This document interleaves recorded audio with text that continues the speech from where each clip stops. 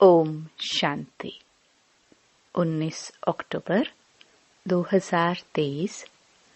बाबा के महावाक्य। मीठे बच्चे, पढ़ाई कभी भी मिस नहीं करना। पढ़ाई का शौक तब रहेगा जब पढ़ाने वाले बाप में अटूट निश्चय होगा। निश्चय बुद्धि बच्चे ही सर्विस कर सकेंगे। प्रश्न: बाप दादा को बच्चों की कौन सी बात सुनकर बहुत खुशी होती है? उत्तर: जब बच्चे सर्विस समाचार का पत्र लिखते हैं, बाबा आज हमने फलाने को समझाया, उसको 2 बाप का परिचय दिया, ऐसे ऐसे सेवा की, तो बाबा उन पत्रों को पढ़कर बहुत खुश होते हैं। याद प्यार व खुश खैराफत का पत्र लिखने से बाबा का पेट नहीं भरता। बाबा अपने मददगार बच्चों को देख खुश होते हैं, इसलिए सर्विस करके समाचार लिखना है। गीत चलो चले माँ। ओम शांति। बच्चे जानते हैं कांटून से फूलों की दुनिया में जाना है। सतयुगी दुनिया को दैवी फूल ही कहेंगे। कलयुग में मनुष्य है कांटे मिसल, एक दो को तंग करते, दुख देते रहते हैं। तुम बच्चे अब खुश होते हो कि चलो अब हम अपने उस दैवी फूलों के सुखधाम में चले। चलने का भी राज समझना है। चलेंगे तब जब अच्छी रीति पढ़ेंगे। पहले तो निश्चय चाहिए पढ़ाने वाला कौन है। यह बातें कोई वेद शास्त्र आदि में लिखी हुई नहीं है। भल गीता में राजयोग लिखा हुआ है। राजाई के लिए पढ़ाई है तो जरूर राजाई सतयुग में देंगे। पहले तो पढ़ाने वाले का निश्चय चाहिए। यह कोई साधु संत मनुष्य तो है नहीं, यह तो है निराकार, सब आत्माओं का बाप, परमपिता परमात्मा, जिन्हों को कल्प पहले मुआफिक निश्चय होना होगा, उन्हों को ही होगा। तुम देखते हो फूलों की दुनिया स्वर्ग में चलने के लिए हर एक का अपना अपना पुरुषार्थ है। पहले जब निश्चय हो तो झट पढ़ाई में लग पड़े। शास्त्रों में कृष्ण भगवानुवाच लिख दिया है, साथ साथ लिखा भी है रुद्र ज्ञान यज्ञ। अब यह तो ज्ञान की बातें हो गई। मनुष्यों ने फिर श्री कृष्ण को काठ की मुरली दे दी है। गायन भी है ना, तेरी मुरली में जादू है खुदाई। अब काठ की मुरली में तो खुदाई जादू हो ना सके। वह तो मुख से मुरली बजा सकते हैं। श्री कृष्ण का बचपन ही दिखाते हैं। आपस में खेलते कूदते रहते हैं। यह बातें बड़ी समझने लायक हैं। यह तो बच्चे समझ गए हैं कि यह बरोबर राजयोग है, अर्थात राजाई प्राप्त करने की पढ़ाई कराने वाले के साथ योग। वह सम्मुख आकर पढ़ाते हैं। इसमें काठ के मुरली की कोई बात नहीं। यह बातें ही निराली हैं। यह किसको भी पता नहीं है कि निराकार भगवान स्वयं आकर पढ़ाते हैं। श्री कृष्ण के लिए भी कहते हैं, उनकी मुरली में खुदाई जादू है। तो खुदा और हो गया ना। श्री कृष्ण को खुदा नहीं कहेंगे। खुदा तो खुदा ही है। उनको ही जादूगर कहते हैं। जादूगर स्वयं आकर जादूगरी दिखलाते हैं, साक्षात्कार कराते हैं, फिर भी ऊंच पद प्राप्त कराने लिए पढ़ाते हैं। मीरा ने भी वैकुंठ देखा और डांस की, परंतु वह राजयोग नहीं सीखी। राजयोग की बात कोई भी शास्त्र में नहीं है। मीरा को पढ़ाने वाला तो कोई नहीं था। मीरा का नाम भी भक्त माला में है। यह है ज्ञान माला। रात दिन का फर्क है। तुम समझ गए हो। हम जितना ज्ञान उठाएंगे उतना ऊंच बनेंगे। बरोबर भक्त माला भी है, उनमें भी नंबरवार हैं। उन्हों के नाम तो मशहूर हैं। यह ज्ञान कोई में भी नहीं है, तो समझाना चाहिए यह ज्ञान देने वाला वह अथॉरिटी बाप है, जिसके लिए कहा जाता है ब्रह्मा मुख कमल से ब्राह्मण रच। उन्हों को सभी वेदों शास्त्रों का सार सुनाते हैं। शिव बाबा को तो शास्त्र दे न सके, क्योंकि वह तो है निराकार, तो ब्रह्मा द्वारा समझाते हैं। यह युक्ति रची है, परंतु यह सब बातें समझाने वाला वह एक है। दिखलाते भी हैं, ब्रह्मा द्वारा सार बतलाते हैं, तो जरूर समझाने वाला कोई दूसरा है ना। अभी तुम प्रैक्टिकल में देखते हो, शिव बाबा जो ज्ञान सागर है, हमारा बाबा भी है। वह सम्मुख बैठे हैं, भारत में ही आते हैं और जरूर कोई के शरीर में आते हैं। यह ब्रह्मा का शरीर है। प्रजापिता ब्रह्मा होना भी जरूरी है।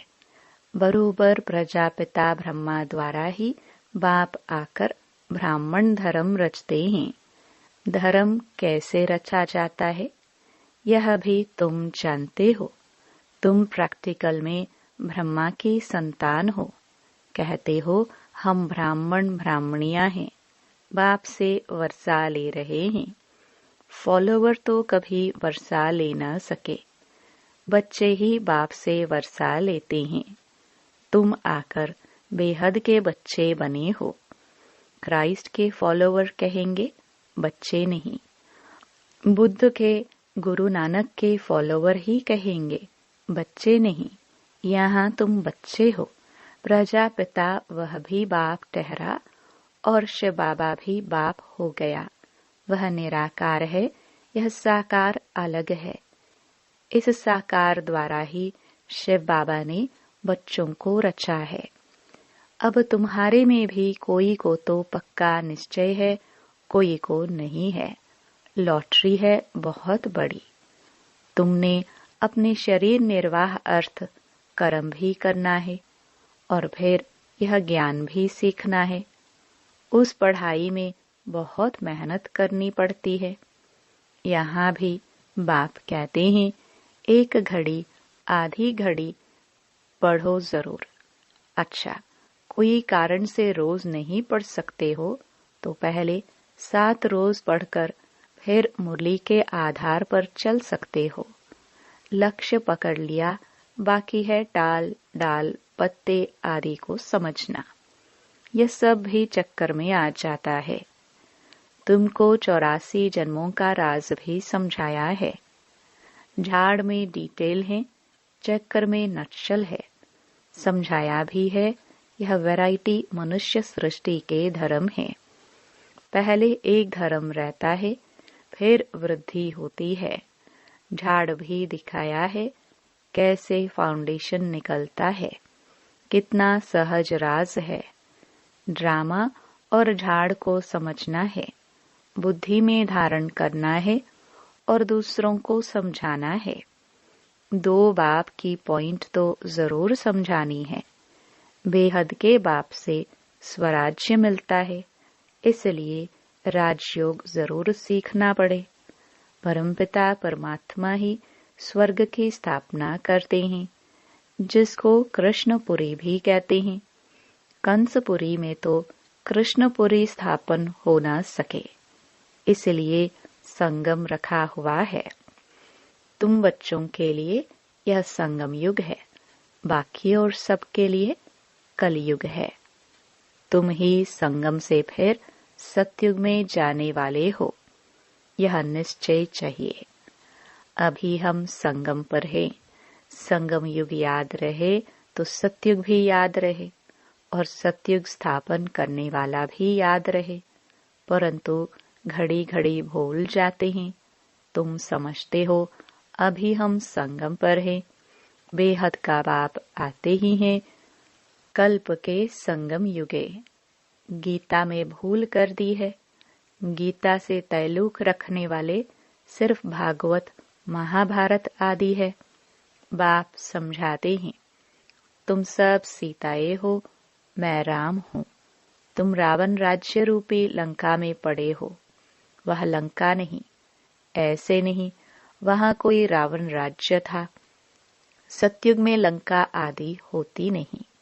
उस तरफ बौद्ध धर्म है। अभी बौद्ध धर्म बहुत फैला हुआ है। अब यह तो बच्चों को समझाया गया है। भारत पहले बिल्कुल पवित्र था, सुख शांति थी, एक ही देवी देवता धर्म था। पहले पहले तो यह निश्चय पक्का रहना चाहिए कि यह हमारा बेहद का बाप है, उनसे वर्षा लेना है। पुरुषार्थ में कभी चूकना नहीं है। निश्चय बगैर पुरुषार्थ भी कैसे करेंगे। बाप पढ़ाते हैं, उनसे स्वर्ग का सदा सुख का वर्षा मिल रहा है। यह तो सर्टेन है। स्कूल में बिगर निश्चय अथवा एम ऑब्जेक्ट थोड़े बैठेंगे। वहां तो सब्जेक्ट बहुत होती है, मार्जिन होती है। यहाँ तो एक ही सब्जेक्ट है। एक ही सब्जेक्ट से कितनी बड़ी राजधानी स्थापन हो जाती है। जो नहीं पढ़ते हैं तो पढ़े हुए के आगे भरी ढोएंगे। प्रजा में भी जो अच्छी प्रजा होंगे उनके आगे कम दर्जे वाली प्रजा भरी ढोएंगी। प्रजा भी नंबरवार तो है ना। कोई गरीब, कोई साहूकार एक न मिले दूसरे से। कैसा यह ड्रामा है। सभी मनुष्यों के फीचर्स ड्रामा में नोंद है, पाठ बचाने के लिए। कितनी गुह्य बातें हैं जो धारण कर यथार्थ रीति समझाना है। सब तो नहीं समझा सकते। कितनी अच्छी बातें समझाते हैं। निश्चय में ही विजय है। निश्चय होगा तभी पढ़ेंगे। कोई तो संशय बुद्धि हो, पढ़ाई को छोड़ देते हैं। अहो माया झट तूफान लगाए संशय में डाल देती है। संशय बुद्धि विनश्यंती। चढ़े तो चाके वैकुंठ रस, गिरे तो चकनाचूर। फर्क तो बहुत है। गिरे तो एकदम चंडाल, चढ़े तो एकदम बादशाह। सारा पढ़ाई पर मदार है। आगे कभी सुना कि निराकार शिक्षक कैसे होता है? अभी शिव बाबा द्वारा तुम सुनते हो। तुमको निश्चय हुआ है मैं तुम्हारा बाप हूँ, पतित पावन भी हूँ, नॉलेजफुल भी कहते हो। नॉलेज से चक्रवर्ती राजा बनना है। यह निश्चय होना चाहिए ना। निश्चय में ही माया विघ्न डालती है। दुश्मन सामने खड़ा है। तुम जानते हो माया हमारी दुश्मन है। घड़ी घड़ी धोखा देती है। पढ़ाई में संशय डाल देती है। संशय में आकर बहुत बच्चे पढ़ाई को छोड़ देते हैं। पढ़ाई को छोड़ा गोया बाप, टीचर, सतगुरु को भी छोड़ दिया। वह तो गुरु बदलते रहते हैं, अनेक गुरु करते हैं। यह तो एक ही सतगुरु है। यह अपनी महिमा नहीं करते हैं। बाप अपना परिचय देते हैं। भक्त लोग गाते हैं ना, शिवाय नमः, तुम मात पिता, लेकिन जानते कुछ भी नहीं। सिर्फ कहते रहते हैं, पूजा करते रहते हैं। तुम अभी जान गए हो शिव कौन है। शिव के बाद फिर आते हैं ब्रह्मा, सरस्वती, लक्ष्मी नारायण बाद में आते हैं। पहले शिव बाबा, फिर ब्रह्मा, विष्णु, शंकर। बाप कहते हैं मैं पहले पहले ब्रह्मा में प्रवेश करता हूँ। इनको पहले रचता हूँ। ब्रह्मा द्वारा स्थापना कर फिर ब्रह्मा ही विष्णु बन पालना करते हैं। यह सब पॉइंट्स नोट करनी चाहिए।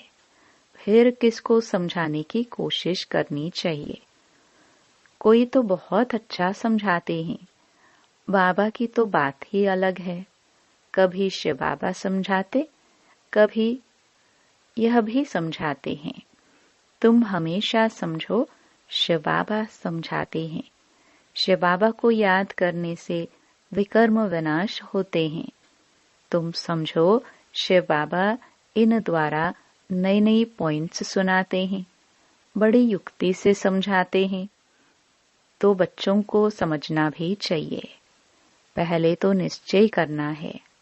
7 रोज में भी रंग अच्छा लग सकता है, परंतु माया भी बहुत तीखी है ना। पहले पहले तो निश्चय बैठे कि बाप परमपिता परमात्मा स्वर्ग का रचयिता है, तो जरूर उसने ही राजयोग सिखाया होगा। श्री कृष्ण सिखला न सके। उनका आना ही सतयुग में होता है। स्वर्ग का रचयिता शिव बाबा है। अगर कोई कहे श्री कृष्ण के तन में आया, परंतु श्री कृष्ण तो उस रूप में आ न सके। उनका आना ही सतयुग में होता है। बाबा किसी के गर्भ से तो जन्म नहीं लेता। इनके तन में प्रवेश कर इनका भी परिचय देता है कि इनका नाम ब्रह्मा हमने क्यों रखा। यही शुरू से लेकर अंत तक पाठ बजाते हैं। तुम्हारे भी बहुत अच्छे अच्छे नाम रखे थे। कितने बच्चों के नाम आए, वंडर है ना। फट से 2-250 के नाम आ गए। इतने नाम तो यहाँ के ब्राह्मण लोग दे न सके। संदेशी फट से नाम ले आई। बेहद के बाप ने नाम रखे। वंडर है। वंडरफुल बाप, वंडरफुल एम ऑब्जेक्ट। तुम सो राजाओं के राजा बनेंगे। लक्ष्मी नारायण का चित्र बड़ा क्लियर है। ऊपर में त्रिमूर्ति का चित्र बड़ा एक्यूरेट है। 84 जन्म भी जरूर लेने हैं। कलयुग का अंत, पतित, सतयुग की आदि, पावन। बच्चों को सर्विस का सबूत देना चाहिए। बाबा, हमने भी यह छोटे छोटे पर्चे छपवाए। ऊपर में शिव, त्रिमूर्ति और 2 बाप का परिचय हो। यह पॉइंट जरूर होनी चाहिए। ऐसे ऐसे पर्चे छपवा कर खूब सर्विस करके समाचार देना चाहिए। तब बाप की दिल पर चढ़ेंगे। चिट्ठी सिर्फ खुश खैराफत की नहीं, सर्विस करके समाचार लिखना है कि बाबा यह सर्विस की। सिर्फ याद प्यार लिखने से बाबा का पेट क्या भरेगा। आज फलाने को समझाया, आज पति की सर्विस की, बहुत अच्छा, खुश हुआ। ऐसे ऐसे सर्विस की समाचार बाबा को लिखना है। 2 बाप की पॉइंट मुख्य है। बेहद का बाप है ही स्वर्ग का राज्य भाग्य देने वाला। तुम कितने मीठे मीठे बच्चे हो। बाप समझाते हैं यह सब एडॉप्टेड चिल्ड्रन हैं। इतने सब तो धर्म के बच्चे ही हो सकते हैं। वह धर्म के फॉलोवर्स होते हैं। यहाँ तुम बच्चे हो। बाप भी ऐसे बच्चों को देख खुश होते हैं। यह सब हमारे बच्चे हैं। अभी अंत का पाठ बजा रहे हैं। स्वर्ग की स्थापना में मदद करने लिए मेरे साथी बने हैं। यह है रुद्र शिव बाबा का राजस्व अश्वमेध ज्ञान यज्ञ। शिव बाबा स्वर्ग की स्थापना कैसे करते हैं? पहले ब्रह्मा और ब्राह्मणों द्वारा रुद्र ज्ञान यज्ञ रचते हैं, जिससे स्वर्ग की स्थापना होती है। तो जरूर ब्राह्मण को ही यज्ञ संभालना है। अच्छा, मीठे मीठे सिखिलदे बच्चों प्रति मात पिता बाप दादा का याद प्यार और गुड मॉर्निंग। रूहानी बाप के रूहानी बच्चों को नमस्ते। धारणा के लिए मुख्य सार। पहला, निश्चय बुद्धि बन पढ़ाई करनी है। कभी भी किसी बात में संशय नहीं उठाना है। निश्चय में ही विजयी है। दूसरा, बाप का साथी बन स्वर्ग की स्थापना में पूरा मददगार बनना है। यज्ञ की संभाल करने वाला पक्का ब्राह्मण बनना है। वरदान, ज्ञान स्वरूप बन कर्म फिलॉसफी को पहचान कर चलने वाले कर्म बंधन मुक्त भव। कई बच्चे जोश में आकर सब कुछ छोड़ किनारा कर तन से अलग हो जाते, लेकिन मन का हिसाब किताब होने के कारण खींचता रहता है, बुद्धि जाती रहती है। यह भी एक बड़ा विघ्न बन जाता है। इसलिए कोई से किनारा भी करना है तो पहले निमित्त आत्माओं से वेरीफाई कराओ, क्योंकि यह कर्मों की फिलॉसफी है। जबरदस्ती तोड़ने से मन बार बार जाता रहता है। तो ज्ञान स्वरूप होकर कर्म फिलॉसफी को पहचानो और वेरीफाई कराओ तो सहज कर्म बंधन से मुक्त हो जाएंगे। स्लोगन, अपने स्वमान की सीट पर सेट रहो तो माया आपके आगे सरेंडर हो जाएगी। ओम शांति।